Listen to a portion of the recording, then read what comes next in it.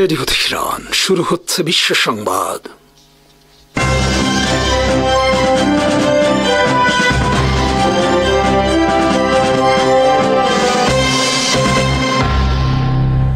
শুরুতেই সংবাদ শিরোনাম। আসসালামু আলাইকুম। চীন রাশিয়ার যৌথ নৌমহড়া শুরু, বার্তা ডোনাল্ড ট্রাম্পকে। 2000-এর বেশি উগ্র ইহুদি নৃত্য করল আল আকসা মসজিদের আঙিনায় অবৈধভাবে প্রবেশ করে। গাজায় গণহত্যা নয়, তবে ভয়াবহ কিছু ঘটনা ঘটেছে, দাবি ট্রাম্পের। শান্তিপূর্ণ পারমাণবিক কর্মসূচি পরিচালনার পূর্ণ অধিকার রয়েছে ইরানের, ঘোষণা পাকিস্তানের। ট্রাম্পের শুল্ক যুদ্ধে এবার কাবু হতে যাচ্ছে রাশিয়া। ইসরায়েল ইউক্রেন সহ 19 দেশের জন্য $3.5 বিলিয়ন ব্যয়ে বিপুল পরিমাণ মিসাইল নির্মাণের অর্ডার পেন্টাগনের। জাপান সাগরের নিকট শুরু হয়েছে রাশিয়া চীন যৌথ নৌমহড়া। রাশিয়ার ভ্লাদিভস্টক বন্দরের নিকট সোমবার থেকে শুরু হওয়া এই মহড়া চলবে 3 দিন পর্যন্ত। চীনা প্রতিরক্ষা মন্ত্রণালয়ের এক বিবৃতিতে বলা হয়েছে, দুই পক্ষ submarine rescue, joint anti submarine, air defence and anti missile operations and maritime combat সহ আরও বিভিন্ন বিষয় অনুশীলন করবে সময়। মহড়ায় রাশিয়ার রণতরীর সাথে অংশ নিয়েছে চীনা গাইডেড মিসাইল ডেস্ট্রয়ার সহ বেশ কয়েকটি শক্তিশালী রণতরী। মহড়ার পর দুই দেশের নেভি যৌথ টহল পরিচালনা করবে প্যাসিফিক অঞ্চলে। ট্রাম্প প্রশাসনের শুল্ক যুদ্ধে যখন চীন, রাশিয়া, ভারত, কানাডা, মেক্সিকো সহ বিভিন্ন দেশের অর্থনীতিতে বিপদ ঘণ্টা বেজে উঠেছে এবং ডোনাল্ড ট্রাম্প যখন রাশিয়ার কাছে 2টি পারমাণবিক সাবমেরিন মোতায়েন করেছেন, ঠিক তখন যুক্তরাষ্ট্র বিরোধী দুই বৃহৎ শক্তি নিজেদের মধ্যে সম্পর্ক অটুট করার উদ্যোগ নিল। বিশ্লেষকদের মতে, যুক্তরাষ্ট্রের নেতৃত্বাধীন বিশ্ব ব্যবস্থার বিরুদ্ধে চীন রাশিয়ার এক হয়ে টিকে থাকার লড়াইয়ের অংশ চলমান এই মহড়া। নিজেদের মধ্যে সামরিক সম্পর্ক আরও জোরদার করার উদ্যোগ নিল তারা। একই সাথে তারা বিশ্বকে বার্তা দিল, যুক্তরাষ্ট্রের বিরুদ্ধে তারা একজোট থাকবে। তাদের যারা মিত্র, তাদের ভয় পাওয়ার কিছু নেই। ইউক্রেন যুদ্ধ শুরুর পর যুক্তরাষ্ট্র সহ পশ্চিমা বিশ্ব যখন রাশিয়ার বিরুদ্ধে ইতিহাসের সবচেয়ে কঠোর অবরোধ আরোপ করে, তখন চীন ও ভারত এগিয়ে আসে রাশিয়ার পাশে। তারা রাশিয়া থেকে বিপুল পরিমাণ জ্বালানি তেল কিনেই বস্তুত বাঁচিয়ে রাখে রাশিয়ার অর্থনীতি। কেবল তাই নয়, চীন ভারতের এই ভূমিকার কারণে ইউক্রেন যুদ্ধের সময় চাঙ্গা হয়ে ওঠে রাশিয়ার তেল নির্ভর অর্থনীতি। এদিকে ডোনাল্ড ট্রাম্পের শুল্ক যুদ্ধে এবার কাবু হতে চলেছে রাশিয়া। ইউক্রেন যুদ্ধ শুরুর পর ভারত এবং চীনের প্রধান তেল সরবরাহকারী দেশে পরিণত হয় রাশিয়া। দেশ দুটি যুক্তরাষ্ট্র সহ পশ্চিমাদের নিষেধাজ্ঞা উপেক্ষা করে 27 থেকে 30% কম দামে বিপুল পরিমাণ তেল সংগ্রহ করে। চীন বিশ্বের প্রধান জ্বালানি তেল ক্রেতা এবং ইউক্রেন যুদ্ধ শুরুর আগে তারা সবচেয়ে বেশি তেল কিনতো সৌদি আরব থেকে। কিন্তু ইউক্রেন যুদ্ধের পর তারা এখন সবচেয়ে বেশি তেল কিনছে রাশিয়া থেকে, কারণ দাম কম। চীন বর্তমানে দৈনিক 23 লাখ ব্যারেল অপরিশোধিত জ্বালানি তেল কেনে রাশিয়া থেকে। অপরদিকে ভারত বিশ্বের তৃতীয় জ্বালানি পণ্য আমদানিকারক দেশ। ইউক্রেন যুদ্ধের আগে তারাও সবচেয়ে বেশি তেল কিনত মধ্যপ্রাচ্য থেকে, কিন্তু ইউক্রেন যুদ্ধ শুরুর পর ভারত সবচেয়ে বেশি তেল কিনেছে রাশিয়া থেকে।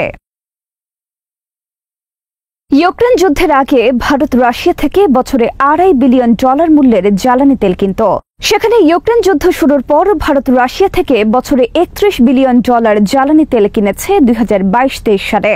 ভারত এবং আন্তর্জাতিক বিভিন্ন সংস্থার তথ্য অনুসারে 2022 সালে ফেব্রুয়ারি মাসে ইউক্রেন যুদ্ধ শুরুর পর 2025 সালের মার্চ মাস পর্যন্ত ভারত যত জ্বালানি তেল আমদানি করেছে, তার অর্ধেকের বেশি আমদানি করেছে রাশিয়া থেকে।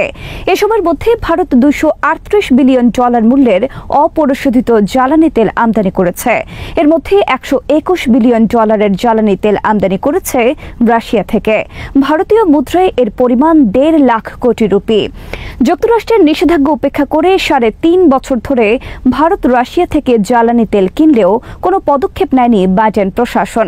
কিন্তু ডোনাল্ড ট্রাম্প এবার সাফ জানিয়ে দিয়েছে, যারা রাশিয়া থেকে জ্বালানি তেল কিনবে তাদের আর রক্ষা নেই। ইতিমধ্যে ভারতের ওপর 25% শুল্ক আরোপ করে বলা হয়েছে, রাশিয়া থেকে জ্বালানি তেল কিনলে জরিমানা গুনতে হবে ভারতকে। ফলে ভারতের বিভিন্ন রিফাইনারি কোম্পানি ইতিমধ্যে রাশিয়া থেকে জ্বালানি তেল আমদানি কমিয়ে দিয়েছে। বিশ্লেষকদের মতে, চীনও রাশিয়া থেকে জ্বালানি তেল আমদানি কমাতে পারে, কারণ চীনের প্রধান রপ্তানি বাজার যুক্তরাষ্ট্র। ট্রাম্প বলেছেন, যেসব দেশ রাশিয়া থেকে জ্বালানি তেল আমদানি করবে সেসব দেশ থেকে যুক্তরাষ্ট্রের যেসব প্রতিষ্ঠান পণ্য আমদানি করবে তাদের ওপর অতিরিক্ত 100% শুল্ক আরোপ করা হবে।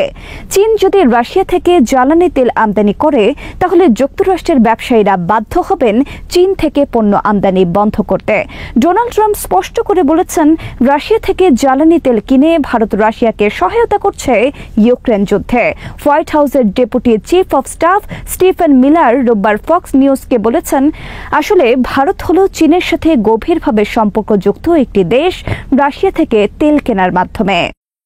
পাকিস্তানের প্রধানমন্ত্রী শাহবাজ শরীফ বলেছেন, জাতিসংঘ সনদ অনুযায়ী শান্তিপূর্ণ পারমাণবিক কর্মসূচি পরিচালনার পূর্ণ অধিকার রয়েছে ইরানের, আর পাকিস্তান এই ক্ষেত্রে ইরানের পাশে থাকবে। শাহবাজ শরীফ বলেন, সবাই সুসময়ের বন্ধু, কিন্তু প্রকৃত বন্ধু হলো সে যে বিপদে পাশে দাঁড়ায়। আমরা ইরানের বিপদে তাদের পাশে আছি। পাকিস্তান সফররত ইরানের প্রেসিডেন্ট মাসুদ পেজেশকিয়ানের সাথে যৌথ সংবাদ সম্মেলনে সোমবার ইসলামাবাদে এই কথা বলেন শাহবাজ শরীফ। দুই দেশ বার্ষিক বাণিজ্য $2 মিলিয়ন থেকে $8 বিলিয়ন উন্নীত করার সমঝোতা করেছে। বিশ্লেষকদের মতে যুক্তরাষ্ট্র ও ইসরায়েল মিলে ইরানের পারমাণবিক কর্মসূচি সম্পূর্ণরূপে বন্ধ করার পক্ষে। যুক্তরাষ্ট্রের সাথে বর্তমানে সম্প্রতি পাকিস্তানেরও চলছে দহরম মহরম সম্পর্ক। মাত্র 4 দিন আগে ডোনাল্ড ট্রাম্প পাকিস্তানের সাথে বাণিজ্য চুক্তির ঘোষণা দিয়েছেন গর্বের সাথে, কিন্তু এই অবস্থায়ও পাকিস্তান যেভাবে যুক্তরাষ্ট্র বিরোধী ইরানের পাশে থাকার অঙ্গীকার করছে তাকে ব্যতিক্রমী কূটনৈতিক দক্ষতা হিসেবে আখ্যায়িত করেছেন অনেক বিশ্লেষক। ইসরায়েলের পুলিশ মন্ত্রী ইতামার বেন গাভির রোববার সকালে অবৈধভাবে প্রবেশ করেন আল আকসা মসজিদের আঙিনায়। এ সময় তার সাথে ছিল 2000-এর বেশি উগ্র ইহুদি স্যাটেলার। আল আকসা মসজিদ আঙিনায় প্রবেশ করে তারা নৃত্য করে ফিলিস্তিনি ও আরব মুসলমানদের বিরুদ্ধে বিভিন্ন ধরনের উগ্র স্লোগান দিতে থাকে। আল আকসা মসজিদ প্রাঙ্গণে প্রবেশের মাধ্যমে বেন গাভির ইসরায়েলেরও আইন ভঙ্গ করেছেন। বেন গাভির যেখানে দাঁড়িয়ে প্রার্থনা করেন সেখানে ইহুদি ও ফিলিস্তিনিদের প্রবেশের ক্ষেত্রে স্থিতিবস্থা জারি রয়েছে। ফিলিস্তিনিদের প্রবেশ করতে না দেওয়া হলেও জোর করে সেখানে প্রবেশ করল বেন গাভির সহ উগ্র ইহুদিরা। ইসরায়েলি পুলিশ প্রহরায় মসজিদ প্রাঙ্গণে প্রবেশ করে বেন গাভির তার অনুসারীদের নিয়ে তালমুদিক আচার পালন করেন। খ্রিস্টপূর্ব 600 বছর আগে বেবিলনের রাজা নেবুকডনেজার কর্তৃক হযরত সুলাইমান নির্মিত মসজিদ ধ্বংসের স্মরণে ইহুদিরা পালন করে তালমুদিক আচার। হযরত সুলাইমান নির্মিত মসজিদ ধ্বংসের পর ইহুদিরা আবার 48 বছরের মাথায় সেটি পুনর্নির্মাণ করে। এরপর 70 খ্রিস্টাব্দে আবার সেটিও ধ্বংস করে রোমান সেনাপতি টাইটাস। প্রত্নতত্ত্ববিদ ও ইতিহাস গবেষকদের মতে বর্তমানে যেখানে বাইতুল আকসা মসজিদ ও ডোম অব রক রয়েছে সেখানেই ছিল হযরত সুলাইমান নির্মিত মসজিদ, ইহুদিরা যাকে টেম্পল বলে থাকে। ইহুদিদের পরিকল্পনা বাইতুল আকসা মসজিদ কমপ্লেক্স ধ্বংস করে তারা তৃতীয় টেম্পল নির্মাণ করবে এবং সেই লক্ষ্যে লাল গরু সংগ্রহ সহ যাবতীয় প্রস্তুতি সম্পন্ন করেছে তারা। এদিকে যুক্তরাষ্ট্রের প্রেসিডেন্ট ডোনাল্ড ট্রাম্প বলেছেন, আমি মনে করি না গাজায় গণহত্যা চলছে, তবে সেখানে ভয়াবহ কিছু ঘটনা ঘটেছে। লক্ষাধিক মানুষ হত্যা করে একটি শহরকে সম্পূর্ণ মাটির সাথে মিশিয়ে দেওয়ার পরেও সেটাকে গণহত্যা মনে করে না ওয়াশিংটন। বাইডেন প্রশাসনও গাজায় ইসরায়েলের বর্বরতাকে গণহত্যা বলে স্বীকার করেনি, কারণ গাজায় গণহত্যা সহ যেই পৈশাচিক বর্বরতা চালিয়েছে ইসরায়েল তার মূল দায় যুক্তরাষ্ট্রের। তারাই ইসরায়েলকে অর্থ এবং অস্ত্র দিচ্ছে এই নিষ্ঠুরতা চালিয়ে যাবার জন্য। এটি এখন বিশ্বব্যাপী প্রতিষ্ঠিত যে যুক্তরাষ্ট্র না চাইলে ইসরায়েল কখনো গাজায় এটি করতে পারত না। সোমবারও গাজায় ইসরায়েলের ত্রাণ শিবিরের সামনে ত্রাণ আনতে গিয়ে নিহত হয়েছে 30 জনের বেশি ফিলিস্তিনি। রোববার সিডনির আইকনিক হারবার ব্রিজে হাজার হাজার মানুষ বিক্ষোভ করে ইসরায়েলের বিরুদ্ধে। তারা গাজায় ইসরায়েলি বর্বরতা বন্ধের দাবিতে জড়ো হন সেখানে। $3.5 বিলিয়ন ব্যয়ে বিপুল সংখ্যক অ্যান্টি এয়ার মিসাইল সংগ্রহ করার চুক্তি করেছে যুক্তরাষ্ট্রের সেনা সদর দপ্তর পেন্টাগন। যুক্তরাষ্ট্রের সমরাস্ত্র নির্মাতা প্রতিষ্ঠান রেথিয়নের সাথে এই চুক্তি করেছে পেন্টাগন। চুক্তি অনুযায়ী 120 কিলোমিটার পাল্লার advanced medium range air two air missile নির্মাণ করবে রেথিয়ন। এসব মিসাইল কেনার পর তা 19টি দেশকে সরবরাহ করবে যুক্তরাষ্ট্র। Japan, Germany, Ukraine, Israel, Poland, Australia, Britain সহ আরো কয়েকটি দেশে যাবে এসব মিসাইল। যুক্তরাষ্ট্রের ওয়ার জোন ম্যাগাজিনের খবরে বলা হয়েছে, প্রতিটি মিসাইল নির্মাণের খরচ পড়তে পারে $10 লাখ বা 12 কোটি টাকা। ইসরায়েলের ক্রমাগত হামলা ও হামাসকে লক্ষ্য অর্জনের পথ থেকে নড়াতে পারেনি। আন্তর্জাতিক কূটনৈতিক তৎপরতার মাঝেও অস্ত্র ছাড়বে না হামাস, দিয়েছে কড়া হুঁশিয়ারি। ফিলিস্তিনের স্বাধীনতার জন্য কাজ করে যাবে বলে জানায় সংগঠনটি।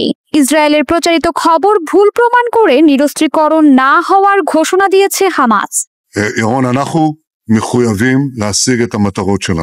গাজা পরিস্থিতি নিয়ে আন্তর্জাতিক কূটনৈতিক তৎপরতা চলাকালে আলোচনার কেন্দ্রবিন্দুতে উঠে এসেছে হামাসের নিরস্ত্রীকরণের সম্মতির সংক্রান্ত বিতর্ক। তবে এই খবরে তীব্র প্রতিক্রিয়া জানিয়েছে ফিলিস্তিনের স্বাধীনতাকামী সংগঠনটি। তারা স্পষ্ট ভাষায় বলেছে, যতদিন দখলদারি থাকবে ততদিন তা প্রতিরোধ করা তাদের জাতীয় ও আইনি অধিকার, অর্থাৎ অস্ত্র ছাড়বে না হামাস।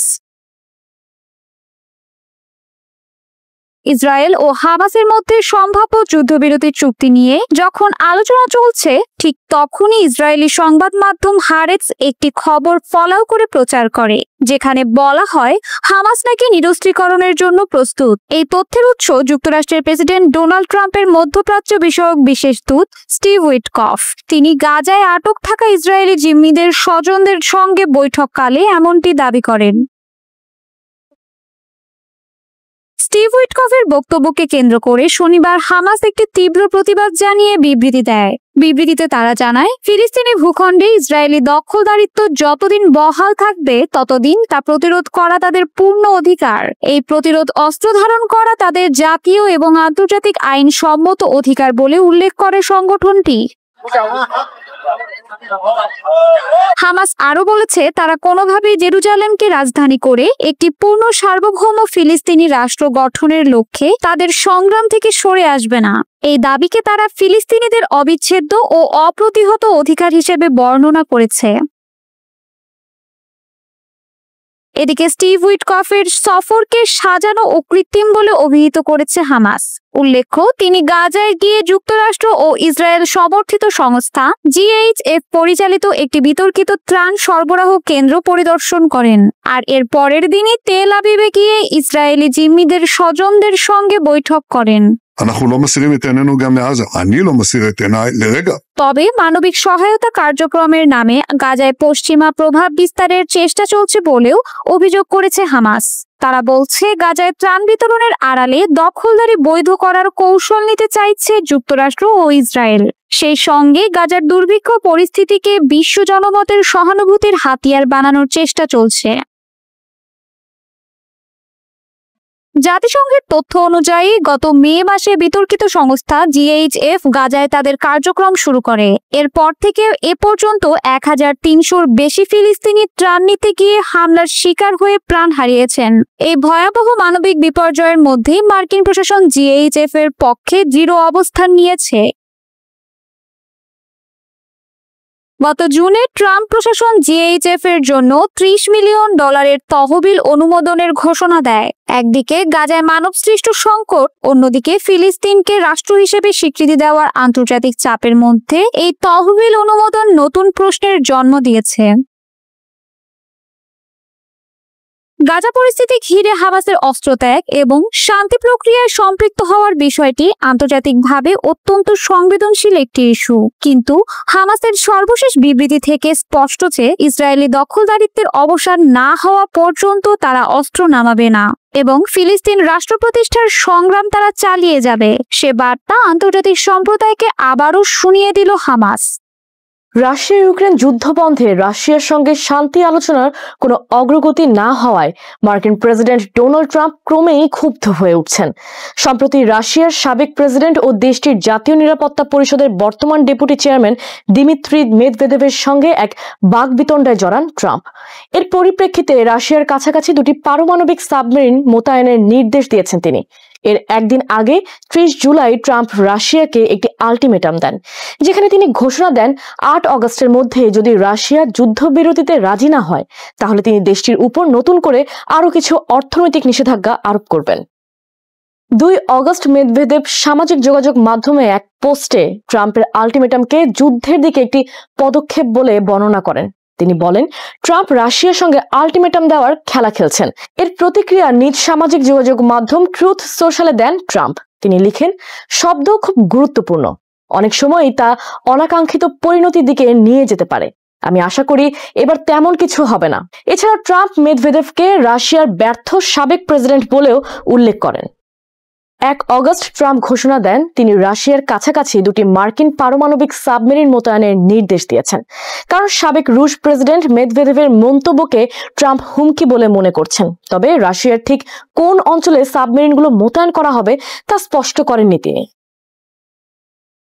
ট্রাম্প সাবমেরিন মোতায়েন সম্পর্কে লেখেন, এটি পুরোপুরি সতর্কতামূলক পদক্ষেপ। মেদভেদেভের এই উস্কানিমূলক বক্তব্য কেবল কথার মধ্যে সীমাবদ্ধ থাকবে এ বিষয়ে আমি নিশ্চিত নই, বরং এসব বক্তব্য কখনো কখনো অনিচ্ছাকৃত বিপর্যয়েরও কারণ হতে পারে। এমন আশঙ্কা থেকেই সাবমেরিন মোতায়েনের এই সিদ্ধান্ত নেওয়া হয়েছে। ক্রেমলিন ট্রাম্পের সাবমেরিন মোতায়েন নিয়ে এখনো আনুষ্ঠানিকভাবে কোনো মন্তব্য করেনি। তবে রাশিয়ার জ্যেষ্ঠ আইন প্রণেতা ভিক্টর ভোদোলাতস্কি বলেন, আমাদের মহাসাগরগুলোতে যুক্তরাষ্ট্রের চেয়ে অনেক বেশি সাবমেরিন মোতায়েন আছে। ওদের সাবমেরিনগুলো আমরা আগেই আমাদের নিয়ন্ত্রণে এনেছি। ট্রাম্প তার নির্বাচনী প্রচারণার সময় 24 ঘন্টার মধ্যে ইউক্রেনের রাশিয়ার যুদ্ধ অবসানের প্রতিশ্রুতি দিয়েছিলেন, কিন্তু ক্ষমতায় আসার পর রুশ প্রেসিডেন্ট ভ্লাদিমির পুতিনের সঙ্গে একাধিক দফায় আলোচনার পরও এখন পর্যন্ত এই বিষয়ে কোনো ফলাফল আসেনি। জুলাই মাসে বিবিসিকে দেওয়া এক সাক্ষাৎকারে মার্কিন প্রেসিডেন্ট ডোনাল্ড ট্রাম্প বলেছিলেন, আমি পুতিনকে নিয়ে হতাশ হয়ে পড়েছি। আমরা দারুণ এক আলোচনা করব। আমি ভেবেছিলাম দারুণ কিছু হতে যাচ্ছে। আমরা একটি চুক্তির কাছাকাছি চলে এসেছি। এরপরই তিনি কিয়েভে একটি ভবন গুড়িয়ে দেবেন। ট্রাম্পের মন্তব্যের জবাব দিতে গিয়ে পুতিন বলেন, যে কারো হতাশ হয়ে পড়ার বিষয়ে বলবো, সব হতাশাই জন্ম নেয় অতিরিক্ত প্রত্যাশা থেকে। এটি একটি সর্বজন স্বীকৃত সাধারণ নিয়ম। কিয়েভের সঙ্গে যুদ্ধবিরতি বিষয়ে পুতিন বলেন, তিনি ইউক্রেনে একটি স্থায়ী ও স্থিতিশীল শান্তি চান। তবে রাশিয়া দ্রুত এই শান্তি অর্জনে প্রস্তুত কিনা সে বিষয়ে তিনি কোনো ইঙ্গিত দেননি। তবে ট্রাম্পের এবারের পদক্ষেপ ও 8 অগস্টের আলটিমেটাম পুতিনের সঙ্গে তার নতুন কোনো বৈঠকে গড়াবে কিনা তা এখনো নিশ্চিত নয়। এবার জাপান সাগরে যৌথ নৌমহড়া শুরু করেছে চীন ও রাশিয়া। সম্প্রতি যুক্তরাষ্ট্র রাশিয়ার কাছাকাছি পারমাণবিক সাবমেরিন মোতায়েন করার পর চীন রাশিয়ার এই যৌথ মহড়ার খবরে গোটা বিশ্ব নড়েচড়ে বসেছে। এএফপির খবর অনুযায়ী যুক্তরাষ্ট্রের নেতৃত্বাধীন বৈশ্বিক প্রভাবের ভারসাম্য রক্ষা ও পারস্পরিক কৌশলগত অংশীদারত্ব জোরদার করতে জাপান সাগরে যৌথ নৌ মহড়া শুরু করেছে বিশ্বের অন্যতম শক্তিশালী দেশ চীন ও রাশিয়া। এই মহড়ার নাম জয়েন্ট সি 2025। এটি 3 দিনব্যাপী চলবে বলে জানিয়েছে চীনের প্রতিরক্ষা মন্ত্রণালয়। রাশিয়ার ভ্লাদিভস্টক উপকূলে এই মহড়ায় অংশ নিচ্ছে উভয় দেশের যুদ্ধজাহাজ, সাবমেরিন, বিমান প্রতিরক্ষা ও ক্ষেপণাস্ত্র প্রতিরোধী ইউনিট। মহড়ার মূল লক্ষ্য হল সাবমেরিন উদ্ধার, যৌথ সাবমেরিন বিধ্বংসী অভিযান, বিমান ও ক্ষেপণাস্ত্র প্রতিরক্ষা এবং সমুদ্র যুদ্ধের প্রস্তুতি। চীনের পক্ষ থেকে গাইডেড ক্ষেপণাস্ত্র বহনকারী জাহাজ শাওকচিং ও উরুমকি সহ 4টি জাহাজ এতে অংশ নিয়েছে। মহড়ার শেষে চীন ও রাশিয়ার নৌবাহিনী প্রশান্ত মহাসাগরের নির্দিষ্ট এলাকায় যৌথ টহল কার্যক্রম পরিচালনা করবে। এই যৌথ মহড়ার সূচনা হয়েছিল 2012 সালে এবং তা প্রতি বছর নিয়মিতভাবে অনুষ্ঠিত হচ্ছে। গতবারের মহড়া হয়েছিল চীনের দক্ষিণ উপকূলে। চীনের প্রতিরক্ষা মন্ত্রণালয় জানিয়েছে, চলতি বছরের মহড়ার উদ্দেশ্য হল দুটি দেশের কৌশলগত সম্পর্ক আরও গভীর করা। বিশেষ করে 2022 সালে ইউক্রেনে রুশ হামলার পর থেকে চীন রাশিয়ার রাজনৈতিক ও সামরিক সম্পর্ক আরও ঘনিষ্ঠ হয়েছে। পশ্চিমা বিশ্ব, বিশেষ করে যুক্তরাষ্ট্র ও ইউক্রেনের মিত্ররা মনে করে চীন পরোক্ষভাবে রাশিয়াকে সহায়তা করছে, কারণ বেইজিং রাশিয়ার আগ্রাসনের সমালোচনা করেনি এবং যুদ্ধ বন্ধে কোনো কঠোর অবস্থান নেয়নি। তবে চীন নিজেদেরকে নিরপেক্ষ পক্ষ হিসেবে দাবি করে এবং যুদ্ধ বন্ধের আহ্বান জানিয়ে আসছে। পাশাপাশি পশ্চিমাদের ইউক্রেনকে অস্ত্র দিয়ে সংঘাত দীর্ঘায়িত করার জন্য দায়ী করছে। এদিকে বিশ্ব এখন নতুন এক পারমাণবিক উত্তেজনার দিকে ধাবিত হচ্ছে, এমনটাই মনে করছেন বিশ্লেষকরা। কারণ মার্কিন প্রেসিডেন্ট ডোনাল্ড ট্রাম্প সম্প্রতি রাশিয়ার জলসীমার কাছাকাছি 2টি কৌশলগত পারমাণবিক সাবমেরিন মোতায়েনের নির্দেশ দিয়েছেন। ট্রাম্পের এই সিদ্ধান্তকে অনেকে দ্বিতীয় স্নায়ুযুদ্ধের সূচনা রূপে দেখছেন। বিশ্ব রাজনীতিতে এর প্রভাব স্পষ্ট। আন্তর্জাতিক বাজারে এখনই উদ্বেগ ছড়িয়েছে। পশ্চিমা জোট, ন্যাটোর মিত্র দেশগুলো সতর্ক অবস্থান নিয়েছে এবং ইউক্রেন যুদ্ধ ঘিরে যুক্তরাষ্ট্র রাশিয়ার সম্পর্ক নতুন করে উত্তেজনার শিখরে উঠেছে। রাশিয়ার সাবেক প্রেসিডেন্ট এবং বর্তমান নিরাপত্তা পরিষদের উপপ্রধান দিমিত্রি মেদভেদেভ ট্রাম্পকে সরাসরি সতর্ক করে বলেন, ডেড হ্যান্ড নামক রুশ পারমাণবিক প্রতিশোধ ব্যবস্থা কতটা ভয়াবহ হতে পারে তা বুঝে চলা উচিত। এই মন্তব্যের পর ট্রাম্প ওই সাবমেরিন মোতায়েনের নির্দেশ দেন এবং মেদভেদেভের বক্তব্যকে উস্কানিমূলক ও নির্বোধের মতো হুমকি বলে আখ্যা দেন। বিশ্লেষকরা বলছেন, মেদভেদেভ ট্রাম্প এই বাক্যদ্বন্দ্ব পারমাণবিক যুগে সেই স্নায়ুযুদ্ধের স্মৃতিকে মনে করিয়ে দিচ্ছে, যখন পারমাণবিক অস্ত্র নিয়ে হুমকির প্রতিহুমকির বিশ্বকে একাধিকবার বিপর্যয়ের মুখে ফেলেছিল। ট্রাম্প দাবি করেছেন সাবমেরিন মোতায়েন একটি প্রতিরক্ষামূলক ও সতর্কতামূলক পদক্ষেপ। তবে সমালোচকরা বলছেন এটি স্নায়ুযুদ্ধ পরবর্তী সময়ের সবচেয়ে বড় পারমাণবিক প্রদর্শন। এর মাধ্যমে মস্কোকে স্পষ্ট বার্তা দেয়া হয়েছে ওয়াশিংটন এখন আর মুখ বুজে সহ্য করবে না। সাবমেরিন মোতায়েনের পাশাপাশি রাশিয়ার ওপর শুল্ক ও বাণিজ্যিক নিষেধাজ্ঞা জোরদার করা হচ্ছে। বিশেষত যেসব দেশ রাশিয়ার পক্ষে অবস্থান নিয়েছে, যেমন ভারত, তাদের উপরও চাপ বাড়ানো হচ্ছে। ভারত, ব্রাজিল ও চীনের মতো ব্রিক্স সদস্যদের রাশিয়ার প্রতি নরম মনোভাব ট্রাম্প প্রশাসনের মধ্যে অসন্তোষ সৃষ্টি করেছে। ট্রাম্প যেসব সাবমেরিন পাঠিয়েছেন সেগুলো ওহাইও ক্লাস ব্যালিস্টিক সাবমেরিন। প্রতিটি বহন করতে পারে একাধিক পারমাণবিক ওয়ারহেড এবং এগুলো রাডার ও শনাক্তকরণ ব্যবস্থার বাইরে থেকে কাজ করতে সক্ষম। এসব সাবমেরিন যুক্তরাষ্ট্রের স্ট্র্যাটেজিক ট্রায়াড এর সবচেয়ে নির্ভরযোগ্য ও বিধ্বংসী অস্ত্র। মেদভেদেভ যেসব কথা বলেছেন তা শুধুই কথার খেলা নয়। তার উল্লেখিত ডেড হ্যান্ড ব্যবস্থা এমন এক পারমাণবিক কৌশল যেখানে রাশিয়ার পুরো নেতৃত্ব ধ্বংস হয়ে গেলেও একটি স্বয়ংক্রিয় ব্যবস্থা পারমাণবিক প্রতিশোধ চালাতে সক্ষম। এই তথ্য পশ্চিমা দেশগুলোর প্রবল উদ্বেগের জন্ম দিয়েছে এবং ট্রাম্পের সিদ্ধান্তের পেছনে বড় ভূমিকা রেখেছে বলেই মনে করা হচ্ছে। ভারত রাশিয়ার কাছ থেকে তেল ও অস্ত্র আমদানি অব্যাহত রাখায় ট্রাম্প তার উপর 25% শুল্ক আরোপ করেছেন। ব্রিক্স জোটের দেশগুলোর প্রতি ট্রাম্প প্রশাসনের দৃষ্টিভঙ্গি এখন কঠোরতর। যুক্তরাষ্ট্রের ভারতের উপর চাপ বাড়িয়ে অন্যদের জন্য বার্তা দিতে চায় ওয়াশিংটনের হুঁশিয়ারি অগ্রাহ্য করা যাবে না। বিশেষজ্ঞরা মনে করছেন ইউক্রেন যুদ্ধ নিয়ে রাশিয়া ও যুক্তরাষ্ট্রের মধ্যকার বর্তমান উত্তেজনা কেবল সামরিক বিষয়েই সীমাবদ্ধ নয়, বরং এটি আন্তর্জাতিক কূটনীতির ভবিষ্যৎ নিয়েও বড় প্রশ্ন তুলছে। অস্ত্র নিয়ন্ত্রণ চুক্তিগুলো একের পর এক ভেঙে পড়ার পর এখন দুই দেশের মধ্যে কোনো কার্যকর কূটনৈতিক সংলাপ নেই। আটলান্টিক ইনস্টিটিউটের পারমাণবিক কৌশল বিশেষজ্ঞ এলেনা পেট্রোভ বলেন, এটি অত্যন্ত স্পর্শকাতর সময়। পারমাণবিক সাবমেরিনের মতো বিষয় নিয়ে এমন উত্তেজনা ভুল ব্যাখ্যার ঝুঁকি বহন করে, যা একটি ভয়াবহ সংঘর্ষে রূপ নিতে পারে। তিনি আরও বলেন, শুধু অনলাইনে দেওয়া এক মন্তব্য কিংবা উত্তপ্ত বক্তব্য মুহূর্তেই বাস্তব জীবনে বিপর্যয় ডেকে আনতে পারে, বিশেষ করে পারমাণবিক অস্ত্র ব্যবহারের হুমকি থাকলে। ট্রাম্পের এই পদক্ষেপ আন্তর্জাতিক রাজনীতির ক্ষেত্রে এক নতুন মোড় তৈরি করেছে। এখন প্রশ্ন হচ্ছে, এই ঘটনা কূটনৈতিক প্রচেষ্টা জোরদার করবে নাকি পারমাণবিক উত্তেজনার নতুন এক যুগের সূচনা করবে। বিশ্বজুড়ে নেতাদের প্রতি আহ্বান উঠেছে সতর্কতা ও সংযম প্রদর্শন করতে হবে, কারণ পারমাণবিক যুগে সামান্য ভুল বোঝাবুঝিও ভয়াবহ পরিণতি ডেকে আনতে পারে। বিশ্ব এখন তাকিয়ে আছে ওয়াশিংটন ও মস্কোর দিকে। এই উত্তেজনার পরিণতি কি হবে, কূটনীতি নাকি সংঘর্ষ, তা নির্ধারণ করবে সামনের কয়েকটি গুরুত্বপূর্ণ দিন। রাশিয়ার নীরবতা বিশ্ববাসীর মনে রীতিমতো ভয় ধরিয়ে দিয়েছে।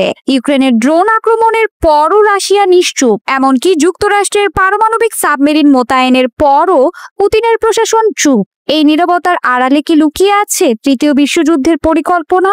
এমন প্রশ্নের উত্তর খুঁজছেন সমর বিশ্লেষকরা। накопившихся системных стратегических проблем в мировой архитектуре. ইউক্রেনের অপারেশন স্পাইডারওয়েব রাশিয়ার ইতিহাসের সবচেয়ে ক্ষতিকর হামলাগুলোর একটি। 41টি কৌশলগত বোমারু বিমান ধ্বংস হওয়ার পর স্বাভাবিকভাবেই ধারণা করা হচ্ছিল কঠোর প্রতিক্রিয়া জানাবেন পুতিন, কিন্তু তিনি 3 দিন পর্যন্ত জনসমক্ষে আসেননি, যা রাশিয়ার রাজনৈতিক বিশ্লেষকদের কাছে অত্যন্ত অস্বাভাবিক। Разваливать изнутри само западное сообщество. Об этом говорят проблемы и в экономике многих западных стран. ক্রেমলিনের মুখপাত্র দিমিত্রি পেসকভ কেবল বলেছেন যে পুতিন ঘটনা সম্পর্কে অবগত এবং তদন্ত চলছে। এমন ক্ষুদ্র প্রতিক্রিয়া রাশিয়ার জন্য একেবারেই অস্বাভাবিক, যে দেশ সাধারণত প্রতিটি ইউক্রেনীয় হামলার জবাবে তীব্র হামলা চালায়। С известными вопросами и проблемами, но все-таки. যদিও সরকারি মহল নীরব, রুশ মিডিয়া ও সামরিক ব্লগাররা ক্ষোভে ফেটে পড়েছেন। জনপ্রিয় টেলিগ্রাম চ্যানেল 2 মেজর্স সরাসরি ইউক্রেনে পারমাণবিক হামলার দাবি তুলে বলছে, এটি শুধু অজুহাত নয়, বরং পারমাণবিক হামলা চালানোর যথার্থ কারণ। Вещают о том, что мы собираемся нападать на страны НАТО. Логика-то где? রুশ টিভির সঞ্চালক ভ্লাদিমির সলোভিয়েভ বলেছেন, এই হামলা পারমাণবিক জবাবের যথার্থ ভিত্তি। তিনি সরাসরি ইউক্রেনের প্রেসিডেন্ট অফিসে হামলার দাবি জানিয়েছেন। রাশিয়ার এই নীরবতার মধ্যেই যুক্তরাষ্ট্র দুটি পারমাণবিক সাবমেরিন রাশিয়ার কাছাকাছি অবস্থানে মোতায়েন করেছে। এটি রুশ নিরাপত্তা পরিষদের উপপ্রধান দিমিত্রি মেদভেদেবের পারমাণবিক হুমকির প্রত্যুত্তর। Если у нас все разваливается, что же мы собираемся нападать на НАТО? Ну, чушь несут. মেদভেদেব 31 জুলাই যুক্তরাষ্ট্রের বিরুদ্ধে পারমাণবিক হুমকি দেওয়ার পর ট্রাম্প এই সিদ্ধান্ত নেন। কিন্তু এমন এক বড় সিদ্ধান্তের পরও রাশিয়ার নীরবতা আরো রহস্যজনক করে তুলেছে পরিস্থিতি। Тяжелое бремя этих расходов в социальной сфере. গোয়েন্দা সূত্রগুলো জানাচ্ছে, রাশিয়া একটি বৃহত্তর গ্রীষ্মকালীন আক্রমণের প্রস্তুতি নিচ্ছে। প্রায় 2 লাখ সৈন্য ইতোমধ্যে ফ্রন্টলাইনে অবস্থান করছে। ইউক্রেনের দুটি গুরুত্বপূর্ণ শহরের দিকে রুশ বাহিনী অগ্রসর হচ্ছে বলে খবর প্রকাশ করেছে একাধিক আন্তর্জাতিক গণমাধ্যম। প্রেসিডেন্ট জেলেনস্কি সতর্ক করেছেন যে রাশিয়া নতুন আক্রমণাত্মক অভিযানের প্রস্তুতি নিচ্ছে। তিনি বলেছেন, পুতিন ও তার সহযোগীদের যুদ্ধ শেষ করার কোনো পরিকল্পনা নেই, পরিবর্তে তারা নতুন আক্রমণের প্রস্তুতি নিচ্ছে। Рятувальники 18-ї державної пожежно-рятувальної রাশিয়ার এই নীরবতা আসলে সুচিন্তিত কৌশলের অংশ হতে পারে। রাশিয়ার নীরবতার দুটি সম্ভাব্য কারণ ব্যাখ্যা করেছেন বিশ্লেষকরা। প্রথমত, তারা হয়তো ট্রাম্পের 8 আগস্টের সময়সীমার মধ্যে কূটনৈতিক সমাধানের সুযোগ দেখছে। দ্বিতীয়ত, তারা একটি বিধ্বংসী পাল্টা আক্রমণের পরিকল্পনা করছে, যা পুরো যুদ্ধের গতিপথ বদলে দিতে পারে।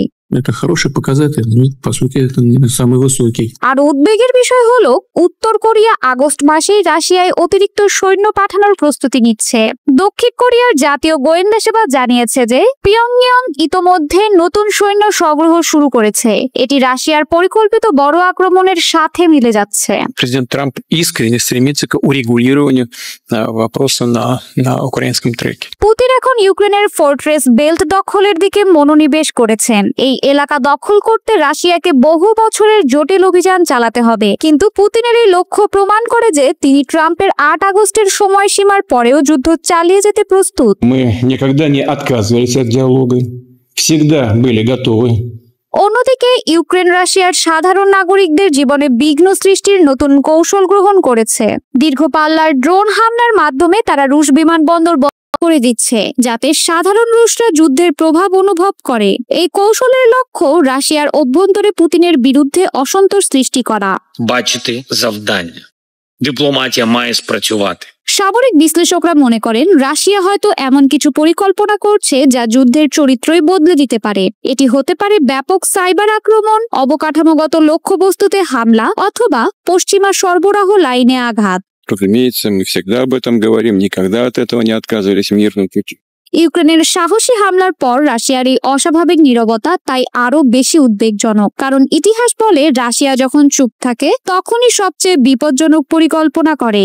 এই মুহূর্তে বিশ্বকে প্রস্তুত থাকতে হবে এমন এক পরিস্থিতির জন্য যা হতে পারে যুদ্ধের ইতিহাসের নতুন মাত্রা। শ্রোতা বন্ধুরা, বিশ্ব সংবাদে এই ছিল আমাদের সর্বশেষ আয়োজন। সঙ্গে থাকার জন্য আপনাদের সবাইকে অসংখ্য ধন্যবাদ।